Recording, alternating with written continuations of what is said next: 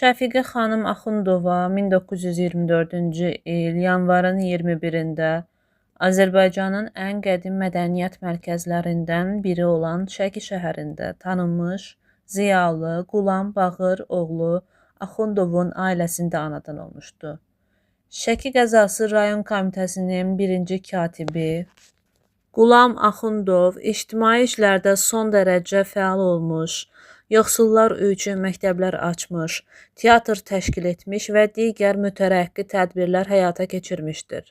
Qulam Axundov eləcə də Şəki qəzetinin yaradıcısı və redaktoru olmuş.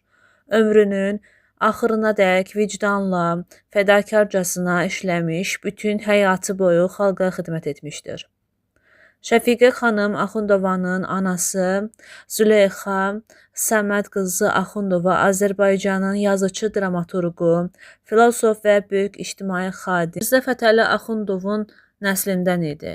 Şəfiqə Axundova ardıcıl musiqi təhsili almış, Asəf Zeynallı adına musiqi məktəbində tarz sinifi üzrə, Ağabacı Rzayevanın nəzəriyyə üzrə, Məmməd Nəsirbəyovun, sonra da Azərbaycan Dövlət Konservatoriyasında bilavasitə Üzeyir Hacıbəylinin rəhbərliyi ilə musiqi təlimi keçmişdi. 1951-56-cı illərdə Şəfiqə Axundova hazırda Azərbaycanın müxtəlif bədii yaradıcılıq ocaqlarında müvəffəqiyyətlə işləyən bir çox musiqiçi yetişdirmiş və dərin bilikli pedaqoq, Zeydmanın kompozisiya sinifində oxumuşdur. Hələ konservatoriya illərində o bir sıra mahnılar, xalq melodiyaları, instrumental əsərlər yaradır ki, bu gənc müəllifin istedadlı olduğunu və onun müəyyən professional vərdişlərə yiyələndiyini sübut edir. Şəfiqə Axundovanın musiqiçi bəstəkar kimi formalaşmasında görkəmli Azərbaycan bəstəkarı Üzeyir Hacıbəylinin rolu çox böyükdür. Bunu Şəfiqə Axundova öz müəllimi haqqında xatirələrində bir daha təsdiq edir. Hara getsəm, harada olsam, həmişə Azərbaycana yaxınlaşanda Koroğlunun qəhrəmanlıq sədasını, qəhrəmanlıq uverturasını eşidirəm.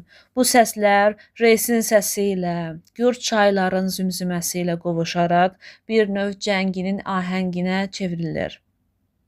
Bəstəkarda belə assosiasiyaların əmələ gəlməsi heç də təsadüfi deyildir. Şəfiqə Axundovanın yaradıcılığı məhz bu ahənglərlə qırılmaz surətdə bağlıdır. Şəfiqə xanımın bəstəkarlıq fəaliyyətinə başlaması ağır müharibə illərində təsadüf edir. Ona görə də onun əsərlərində düşmənə qarşı vuruşlarda xalqın qəhrəmanlığı tərənnüm edilir. Elə həmin illərdə tarixçi musiqişünas Qasımov yazmışdır ki, Şəfiqə Axundova öz gözəl musiqisi ilə vətənə xidmət edən ilk gənc bəstəkar qızlarımızdan biridir. Digər Azərbaycan bəstəkarları ilə yanaşı Şəfiqə Axundova da vətənpərvərlik mahnıları ilə çıxış edir. Onun öz oğlunu döyüş meydanına yola salan, ana obrazını canlandırdığı Aşıq Mirzə Bayramovun sözlərinə yazılmış məşhur Balam mahnısı bu qəbilədəndir. Sonra bəstəkar vətən haqqında mahnı, sevgilim, vətənə məhəbbət, nə gözəlsən, çiçək, biz qalib gələcəyik, Hind qızı, nə gözəldir kəndimiz və başqa mahnılarını yazmış və onlar dinləyicilər tərəfindən uğurla qarşılanmışdır. Yuxu mahnısı isə 1944-cü ildə Böyük Vətən müharibəsinin ağır vaxtlarında Tbilisidə keçirilən Zaqafqaziya Respublikalarının musiqi incəsənəti 10 günlüyündə çox böyük müvəffəqiyyət qazanmışdır. Böyük Azərbaycan şairi Nizaminin anadan olmasının 800 illiyi ərəfəsində Şəfiqə xanım da Nə gözəlsən, Ay Nigar romanslarını yazmışdı. 1948-ci ildə Moskvada keçirilən plenyumda Azərbaycan bəstəkarlarının bir çox əsərləri ilə, məsələn, Cahangir Cahangirovun Arazın Otayında əsəri, Qara Qarayevin 7 gözəl baletindən suitası, Soltan Hacıbəyovun Gülşən baletindən suitası, Niyazinin Rast simfonik muğamı ilə yanaşı Şəfiqə Axundovanın da vokal əsərləri ifa olunmuşdu. Şəfiqə Axundova yalnız mahnı deyil, həm də simfonik orkestr üçün əsərlər yaradır. Məsələn, o Nizaminin sözlərini orkestr üçün Cahanda, bunun ardınca da Mənim qələbəm, Sənin məhəbbətin, Qələbə bizimdir əsərlərini yazır. Azərbaycan bəstəkarlarının birinci qurultayında Şəfiqə Axundovanın da xalq çalğı alətləri orkestri üçün bəstələdiyi Lay Lay, Gözəl Oğlan, Hind qızı kimi mahnıları ifa olunmuşdu. İstedadlı bəstəkarın Niyə belə qəmlisən romansı dinləyicilər tərəfindən rəğbətlə qarşılanmışdı. Şəfiqə Axundovanın simfonik orkestri üçün Nuxa Rapsodiyası, 3 piyes, şair Məmməd Rahimin sözlərinə bəstələdiyi qəzəl melodiyalarının da müəllifi idi. Şəfiqə xanım üçün gənclik illərində yazdığı Kolxoz qızlarının rəqsi xüsusilə əzizdir, çünki əsərə bu adı Üzeyir Hacıbəyli vermişdi. Bəstəkarın yaradıcılığına son dərəcə yaxın olan bir mövzu, bir aləm də var idi ki, o da uşaqlıq aləmi idi. Şəfiqə xanımın gənc dinləyicilər və ifaçılar üçün bəstələdiyi çoxlu musiqi əsərləri bunu bir daha sübut edir. Sanballı, yaradıcılıq səriştəsi olan bəstəkarın uşaq musiqisinə müraciət etməsi özü müsbət haldır və onun həmin janra ciddi yanaşdığını göstərir. Bəstəkarın yaratdığı Salam Doğma Məktəb, May gələndə, Qar, Bənövşə, Hədiyyə, İşıq, Belə Qardaş, Qış kimi mahnıları uşaqların dilindən düşmür. Bu mahnıların hamısına xas olan səciyyəvi cəhət şənlik, əhval-ruhiyyəsi və bununla yanaşı incə lirizmdir. Şəfiqə xanım həm də Abdullah Şaiq adına Azərbaycan Dövlət Kukla Teatrının tamaşaları üçün musiqi bəstələmişdi. Bunların arasında Balaca Komandir, Tülkü və Canavar kimi kukla tamaşalarına rövnəq verən al-əlvan musiqiləri var idi. Şəfiqə xanım fortepiano üçün bir sıra uşaq pyeslərinin müəllifi idi. O, bir müddət Bakı şəhərinin mədəniyyət evinin birində xor dərnəyinə rəhbərlik etmişdi. Şəfiqə Axundova gənc iştirakçılarda professional xalq yaradıcılığına böyük məhəbbət hissi tərbiyə etməyə, onları vətənpərvər kimi yetişdirməyə çalışırdı. Təsadüfi deyil ki, Şəfiqə xanım Axundova Respublikamızda Uşaq Musiqi Həftəsi çərçivəsində keçirilən görüşlərdə dəfələrlə iştirak etmişdi. Qəzet və jurnallarda onun uşaqlara həsr olunmuş mahnıları dərc olunurdu. Bunların arasında ən tanınmışı İşıq mahnısı idi. Həm Bakıda, eləcə də vətənimizin bir çox güşələrində səhnəyə qoyulmuş müxtəlif dram tamaşalarına Şəfiqə xanım çox maraqlı və yadda qalan musiqilər yazmışdı. Cəfər Cabbarlının Aydın, Bəxtiyar Vahabzadənin Vicdan, Həsən Seyidbəylinin Böyük Ürək kimi dram əsərlərinin tamaşalarına bəstələdiyi musiqilər xüsusilə fərqlənir. Şəfiqə Axundova hər hansı dinləyici auditoriyası üçün anlaşıqlı, parlaq və inandırıcı musiqi obrazları yarada bilmişdi. Mahnı janrıdır və dram tamaşalarına musiqi bəstələmək sahəsindəki səmərəli işi Şəfiqə Axundovanı iri həcmli musiqili teatr səciyyəli, kamil konsepsiyalar yaratmağa sövq etmişdi. Bəstəkarın musiqili komediya janr sahəsindəki ilk çıxışı da uğurlu olmuşdu. Onun premyerası 1965-ci ildə Qurbanov adına musiqili komediya teatrında göstərilmişdi. Şair Novruz Gəncəlinin libretosu əsasında Şəfiqə xanımın yaratdığı Ev bizim, Sir bizim operettası müasir həyatın, gəncliyin mənzərəsini canlandırır. Tamaşanın gənc qəhrəmanlarının seçdiyi Halal yolun qəhrəmanlıq pafosunu tərənnüm edir. Şəfiqə Axundovanın və Novruz Gəncəlinin operettası şəhərdə qalmaq üçün cürbəcür hiylələrə əl atanları tənqid edir.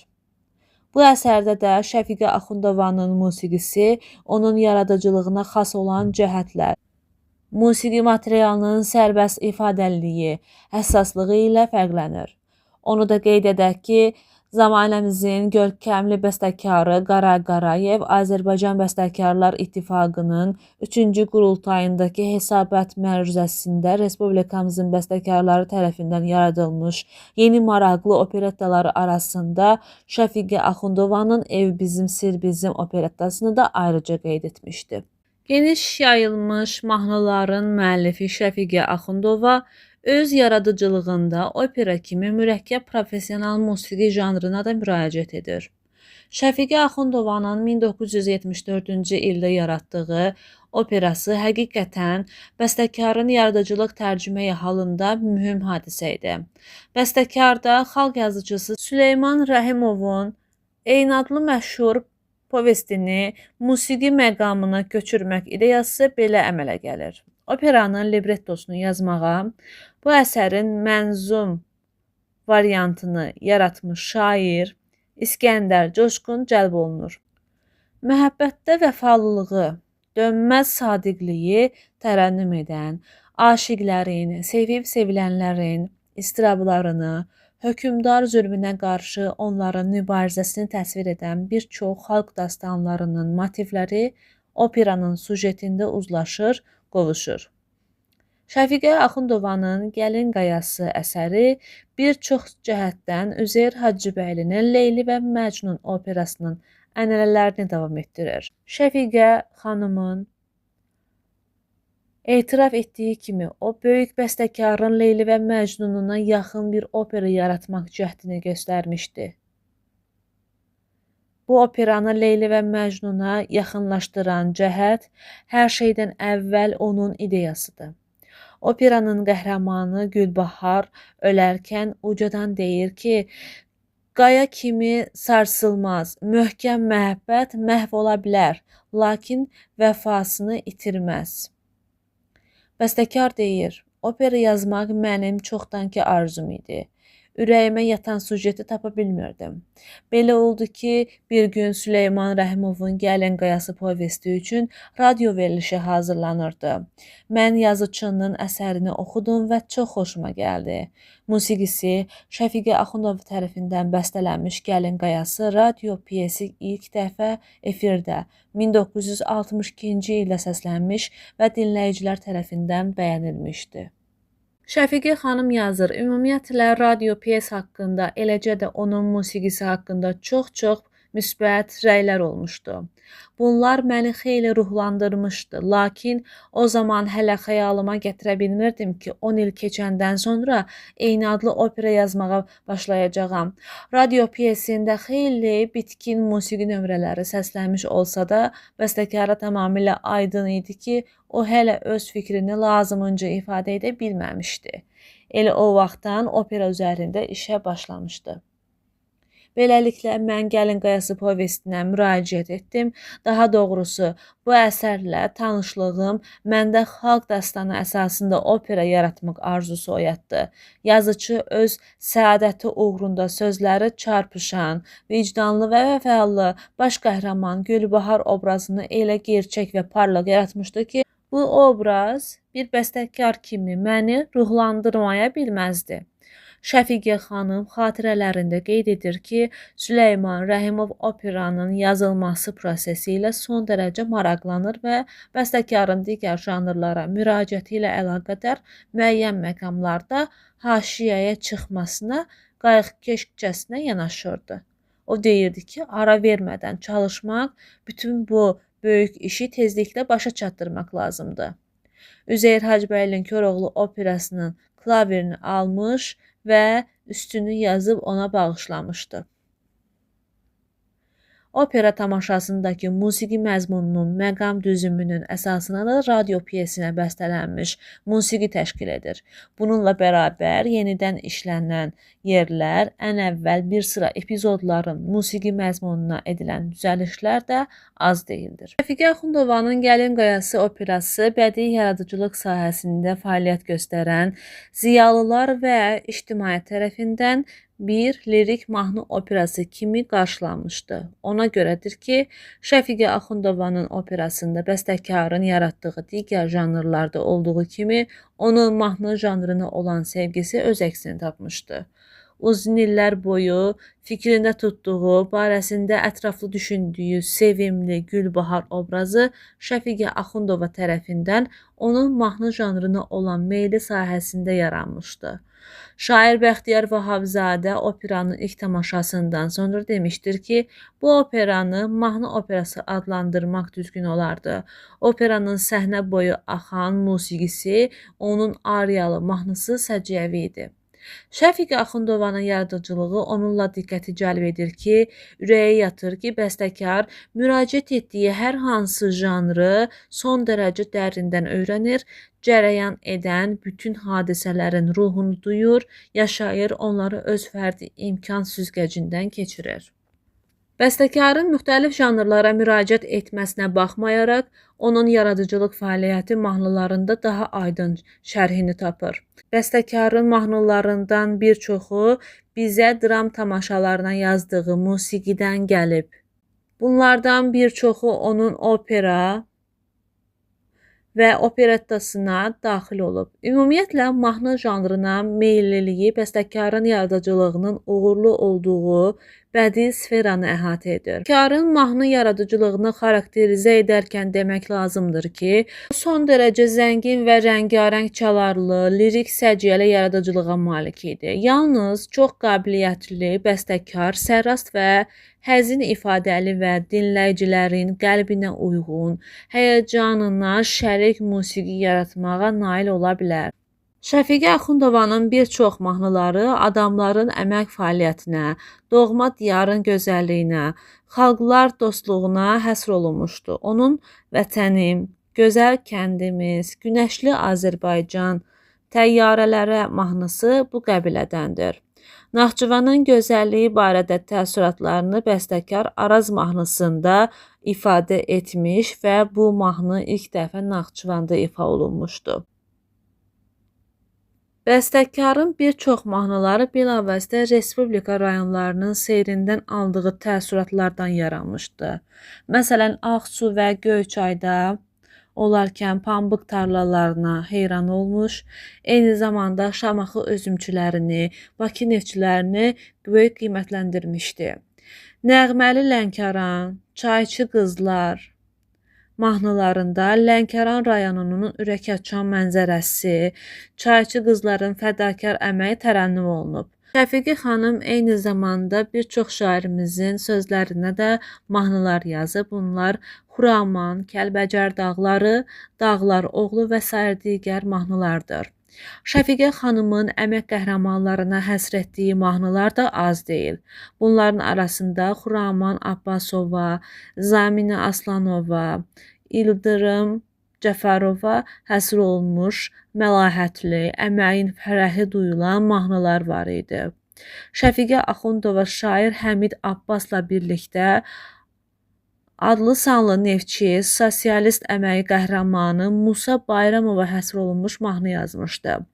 Bəstəkar tərəfindən həm də qadınların şanlı əməyini şöhrətləndirən, onların xoş və fərəhli səadət arzularını musiqi dili ilə oxşayan mahnılar yaradıb. Məsələn, onun Həyat sən nə qəribəsən, Sağıcı Dilşad, Anam üçün darıxmışam, Sənin nəğmən və sair bu qəbilədəndir. Şəfiqə xanımın Dəniz qızı mahnısı ilk qadın kapital Şövkət xanım Səlimovaya həsr olunmuşdu. Azərbaycan müğənnilərinin bir çoxunun repertuarına daxil olmuş və bu mahnı çox geniş yayılmışdı. Şəfiqə Axundova Azərbaycan mahnı mədəniyyətinin inkişafına əhəmiyyətli dərəcədə xidmət göstərmişdi. Onun rəngarəng, müstəsna orijinallığına malik musiqisi saysız, hesabsız dinləyicilərin qəlbinə yol tapmışdı. Onu da demək lazımdır ki, Şəfiqə Axundovanın mahnıları Azərbaycanın bir çox tanınmış müğənnilərinin repertuarına daxil olunmuşdu. Flora Kərimova mahnı oxumaq yoluna Şəfiqə Axundovanın mahnıları ilə qədəm qoymuşdu. Flora Kərimova 1957-ci ildə bədii öz fəaliyyət iştirakçısı kimi 4-cü Ümumdünya Mahnı Festivalında çıxış edərək böyük bir ilhamla, çox böyük müvəffəqiyyətlə Şəfiqə xanımın Hind qızı mahnısını ifa etmişdi. Flora Kərimovanın Radio 3-ün ilk lent yazıları bəstəkar Şəfiqə Axundovanın adı ilə bağlıdır. Şəfiqə xanım Axundova demək olar ki, həmişə öz mahnılarının aqibəti ilə maraqlanır, onları özü oxuyur, lazım gələndə isə şairi özü axtarıb tapır. Öz ideyası, əsas fikri ilə şairin diqqətini cəlb edir və düşünülmüş mahnı alınanda bir növ uşaq kimi sevinir. O həmişə bilir və hiss edir ki, adamlara hansı ruhda, nədən bəhs edən mahnılar lazımdır. Şəfiqə Axundova mahnıda cəsarətlə melodik diapazonu poetik fikrin əhatə dairəsinə müvafiq tərzdə genişləndirir. Poetik intonasiyalara həssas olan Şəfiqə xanım mahnı obrazını qəribə incəliklə duyur. İntonasiyanı və ya musiqi obrazını təsbit edəndə o ya melodiyanın sonrakı inkişaf mizacını hazırlayır, ya da melodik ifadəsini genişləndirir. Bu cəhət yaradan əllər, nə gözəldir kəndimiz mahnılarının səslənməsində aydın hiss olunur. Melodiya vüsəti Şəfiqə Axundovanın bütün mahnılarına xas olan səciyyəvi cəhət idi. Bəstəkar özünün çox gözəl Dəniz qızı mahnısında mahnı janrı üçün nadir olan böyük intervallardan istifadə edir. Səməd Vurğunun sözlərinə bəstələnmiş Arzular mahnısında nə təzadlar, nə də dramatik təkrarlar vardır. Bu mahnının aydın lirik əhvalı, ruhiyyəsi, titrək sədası, həzin və aram səslənən melodiya ilə ifadə olunur. Melodiya ahənginin sərbəst axını xüsusi zövq verir. Nəğməli Lənkəran mahnısının ahəngdar melodiyası məhz danışıq intonasiyaları ilə ifadəlidir. Mövzunun, fikrin tədricən və bir növ gözlənilmədən inkişafı pauzalara bölünmüşdü ki, bu da vokal nitqə səmimi, ürək yatan ton verir. Həmişə kimi partlayırsan mahnısı aydın ifadəli mahnı xarakteri daşıyır. 2 qismli və 3 qismli vəzinlərin uyğunlaşdırılması dalğın melodiyaya yüngül, xəyali axıcılıq verir. Ciddi, təsirli səslənən, mərdliyi, dostluğu, sədaqəti tərənnüm edən, gəncliyin romantik coşğunluğunu tərənnüm edən Səadət mahnısı özünə məxsus səciyyəvi cəhətləri ilə diqqəti cəlb edir. Bu mahnı öz ritmi və intonasiya nizamı cəhətdən fəaldır. Onun sədası insanı çağırır, irəliyə doğru səsləyir. Zeynal Cabbarzadənin sözlərinə bəstələdiyi Nə gözəldir kəndimiz mahnısı Şəfiqə Axundovanın ən yaxşı lirik mahnılarından biridir.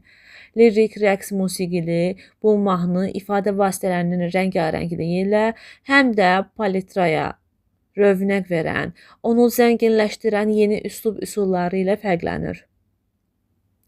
Bəstəkar xalq musiqisinə, xüsusən də uşaqlıqda doğma şəkildə eşitdiyi, həmişə oxuyub öyrəndiyi, dərindən dərk etdiyi və qəlbinə yatdığı xalq mahnılarına böyük həvəslə müraciət edirdi. Şəfiqə Axundovanın mahnılarından göründüyü kimi xalq mahnısı onun üçün həm ilham mənbəyi, həm də öz xoş ahəngi ilə, şövqü və şeiriyyatı ilə onu heyran edən aləm idi. Ömrünü yaradıcılığa həsr etməsi Şəfiqə Axundovanı cəmiyyətdən kənar yaşamağa, bir növ özünə qapanmağa gətirib çıxarmışdı. O, bəstəkarlıqla yanaşı, ömrünün axırına qədər Azərbaycanın fəal ictimai xadimlərindən olmuşdu. Bir müddət o, istedadlı oğlu pianoçu Talih Hacıyevlə bərabər Respublikanın kənd və şəhər əməkçiləri ilə yaradıcılıq görüşlərində iştirak etmişdi. Şəfiqə Axundova öz yaradıcılıq fəaliyyəti ilə yanaşı, həm də konservatoriyanı bitirəndən sonra İncəsənət İnstitutunda pedaqoji işlə məşğul olmuşdu.